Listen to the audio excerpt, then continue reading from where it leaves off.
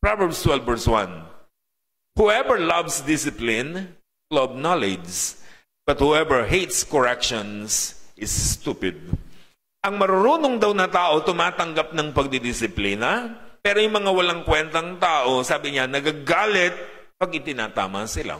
So foolish people don't want to be disciplined.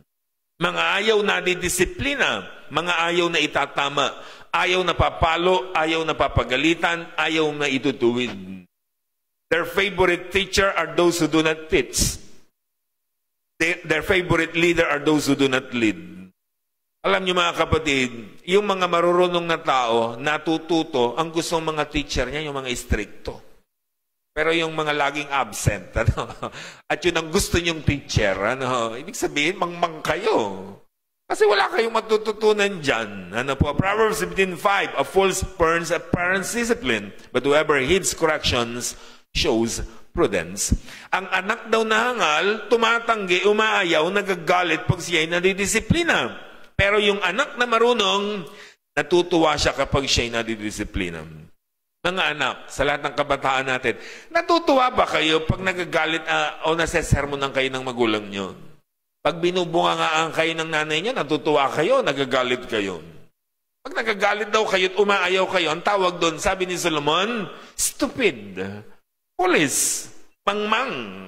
Halimbawa, nagkamali ka, sasabihin ng nanay mo, grounded ka ngayon.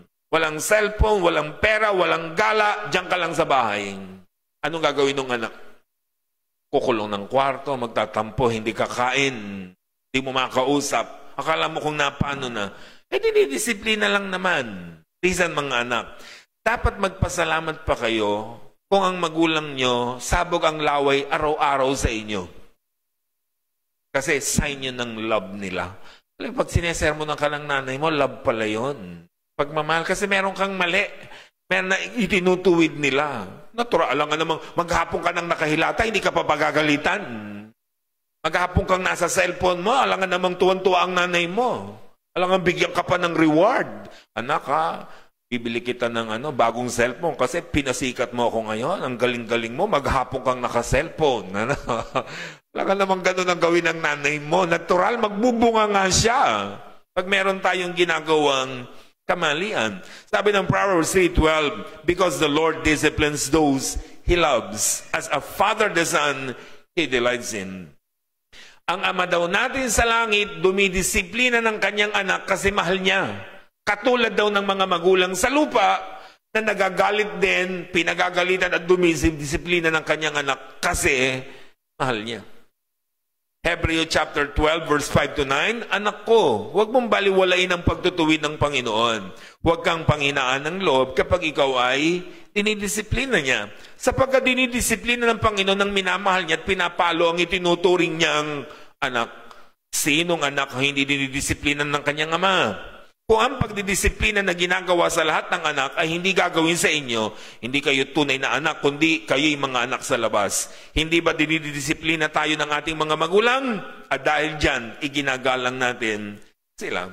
Kapag pinapagalitan ka ng magulang mo, sabi niyang talataan natin, katulad yan ng ama natin sa langit, dinidisiplina tayo, itinutuwid tayo, kasi mahal daw tayo at itinuturing tayong anak.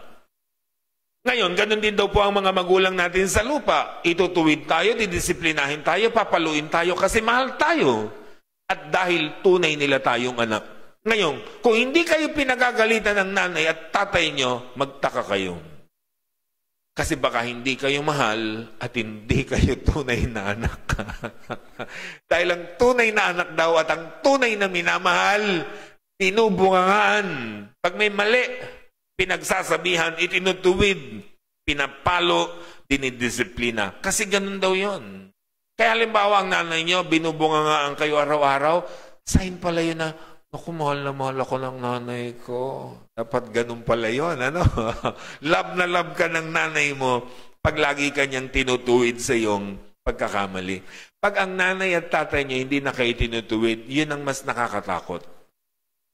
Yung kahit umuwi ka na ng hating gabi, hindi siya nagagalit, pinabaliwala ka, naku, nakakatakot yun. Pinababayaan ka na niya. Pero yung nanay mo na nagagalit dahil hinating gabi ka, love yun. Mahal na mahal ka nun. Ayaw kanyang mapariwara, ayaw kanyang mapahamak.